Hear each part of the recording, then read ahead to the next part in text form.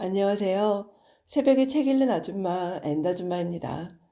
오늘도 정호승 시인의 산문집 내 인생에 힘이 되어준 한마디 책을 낭독해 보면서 여러분들과 함께 귀한 깨달음 얻을 수 있었으면 좋겠습니다. 낭독 시작하겠습니다. 노력이 재능이다. 사람은 태어날 때 하나씩 공평하게 지니고 태어나는 게 있습니다. 그것은 건강도, 미모도, 돈도 아니고 바로 재능입니다. 누구나 신으로부터 한 가지씩의 재능을 부여받고 태어났는데 우리가 그것을 잘 모르고 있을 뿐이죠. 대개들 재능이라고 하면 어떤 특별한 것이라고 생각하는데요. 7살짜리가 어려운 수학 문제를 푼다든지 10살짜리가 대학생이 되었다든지 하는 그런 천재성이 있어야 재능이라고 생각합니다. 그러나 저는 재능을 지극히 평범한 것이라고 생각합니다.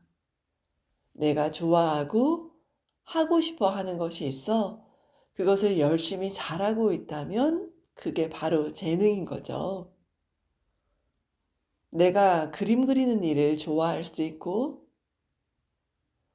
악기를 다루는 일, 만화를 그리는 일, 그리고 외국어를 배우는 일이나 공차는 일, 어려운 수학 문제를 푸는 일 등을 좋아할 수 있습니다. 그게 다 재능인 거죠. 다른 것에 비해 더 잘하고 더 하고 싶다면 그게 바로 재능인 것입니다. 그러나 단순히 어떤 재능을 지니고 있다고 해서 그 재능이 꼽히는 게 아닙니다. 재능에는 반드시 노력이 뒤따라야 한다는 것 여러분들 알고 계시나요? 노력 없는 재능은 존재하지 않습니다.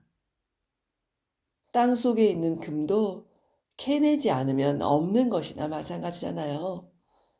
노력이란 그 금이라는 재능을 캐내는 것입니다.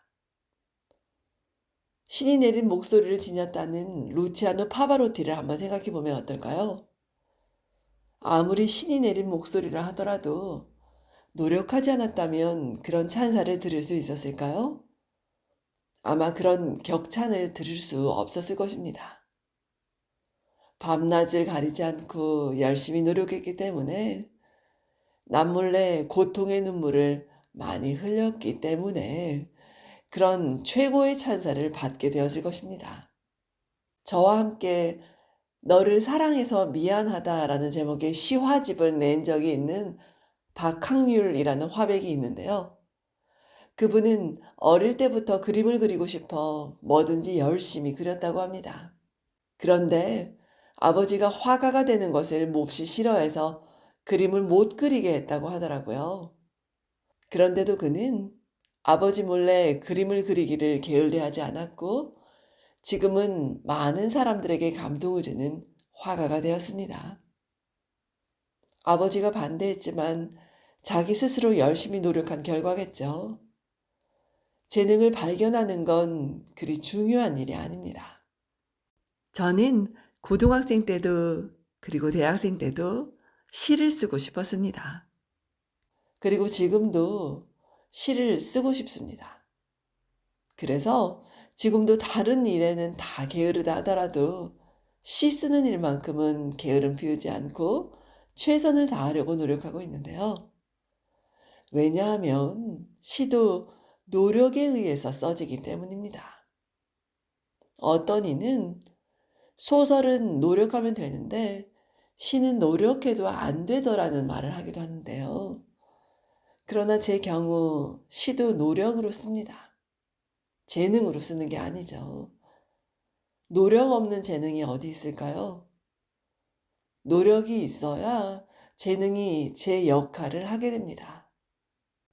저에게 시를 쓸 수 있는 재능이 1% 있었다면 그 나머지 99%는 오로지 노력에 의한 것입니다. 노력이 재능입니다. 재능도 값진 것이지만 정말로 값진 것은 노력입니다. 노력이 재능이고 소질이며 연습의 양이 질입니다. 노력만이 타고난 천재를 대신할 수 있는 거 아닐까요? 운명은 노력하는 인간을 배반하지 않거든요. 노력한 이들이 모두 성공한 것은 아니지만 성공한 이들은 모두 노력한 이들입니다. 한 마리의 개미가 보리 하나를 물고 담벼락을 오르다가 69번 떨어지더니 마침내 70번째 목적을 달성했다는 이야기도 있습니다. 석공이 해머로 돌덩어리를 힘껏 100번을 내리쳤는데도 금 하나 가지 않다가 101번째 내리치자 둘로 쩍 갈라졌습니다. 그것은 101번째 내리친 단 한 번의 힘 때문이 아니라 그때까지 내리친 횟수 하나하나가 다 합쳐진 힘 때문입니다. 이때 돌덩어리를 내리친 횟수란 힘들어도 참고 견딘 성실한 노력을 의미합니다. 그러나 노력한다는 게 그리 쉬운 일은 아니죠. 말로는 쉽지만 실천하기란 여간 어려운 게 아닙니다. 노력하기 위해서는 진정 부족함과 아쉬움이 있어야 합니다. 원예사들은 꽃나무를 꺾어 꺾고지 할 때 모래밭에다 한다고 해요. 그것은 기름진 땅에다 꺾고지를 하면 뿌리가 나지 않고 죽어버리기 때문입니다. 기름진 땅에서는 영양소의 공급이 풍부해 스스로 뿌리를 내려 살아남으려는 자생 능력이 퇴화되고 마는데요. 그러나 모래판에 꽂으면 영양소의 공급이 부족하기 때문에 스스로 뿌리를 내려 부지런히 영양소를 찾아 나섭니다. 결국 어떤 환경에서든지 살아갈 수 있는 식물의 자생력을 촉발시키기 위한 하나의 수단인 것입니다. 목숨을 잃지 않고 스스로의 힘으로 살아가려면 이렇게 무엇인가 부족함이 있을 때 그 노력이 촉발됩니다.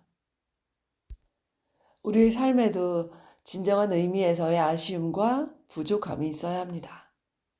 아쉬워야 영혼이 눈을 뜨고 숨을 쉽니다.